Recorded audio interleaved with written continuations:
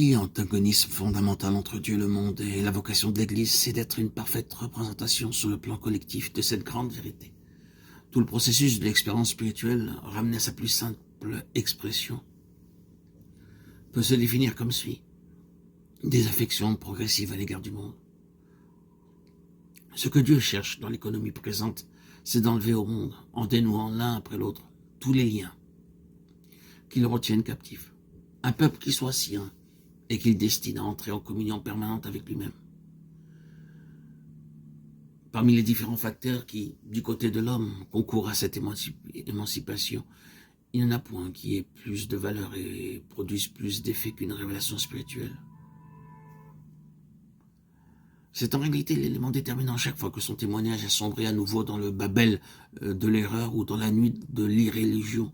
C'est toujours par une révélation de lui-même que Dieu a repris les choses en main. Le Dieu de gloire apparut à notre père Abraham lorsqu'il était en Mésopotamie. Résultat, Abraham quitte tout, il part, sans savoir où il allait. Toute l'expérience des enfants de Dieu est là. La plupart du temps, ils sont incapables de rendre compte logiquement de leur attitude. On se représente sans peine ce dialogue à la porte d'Our. Mais dis-nous donc où tu vas, Abraham. Je ne sais pas. Qu'est-ce que tu comptes trouver là-bas? Je ne sais pas. Mais quel est ton but? Voyons. Je ne sais pas. On m'a simplement dit d'aller. Oui, mais il avait quelque chose qu'aucun de ses compatriotes n'avait. Une vision, une révélation. Peu importe donc le mystère. Il est sûr. Demande-lui n'importe quoi, il dira « je ne sais pas ». Et pourtant, tout au fond de son cœur, il a la conviction inébranlable d'être sur le bon chemin et le monde ne peut rien pour le retenir. La mort de la résurrection et l'ascension de Christ d'une part, le don de Saint-Esprit d'autre part, tels sont les facteurs fondamentaux de l'œuvre accomplie.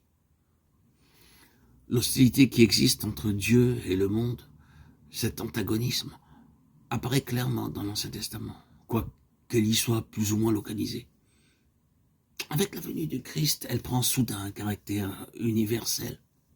C'est une personne universelle qui est envoyée d'en haut sur un point particulier de l'univers. Et ce sont des forces universelles qui concentrent sur elle leur inimitié. À cause de la personne qui est en cause, parce que ce n'est pas simplement un homme, mais Dieu dont nous parlons. Dieu avec nous. Jésus-Christ, Yeshua, Melech HaMashiach. Il n'a pas plutôt fait son apparition sur la terre que le volcan de cet antagonisme entre Dieu et le monde, longtemps contenu, éclate soudain. Nous voyons avec Hérode, avec Satan dans le désert, à Nazareth. Et il semble bientôt que tout conspire pour faire converger contre lui le tollé de tous et délivrer le monde de ce Dieu qui s'est fait homme.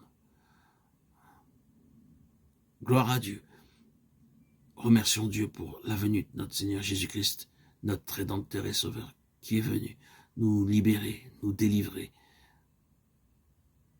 des artifices et des pièges que le diable a tendus sous nos pas, comme il l'a fait depuis le début de la création, avec Adam et Ève.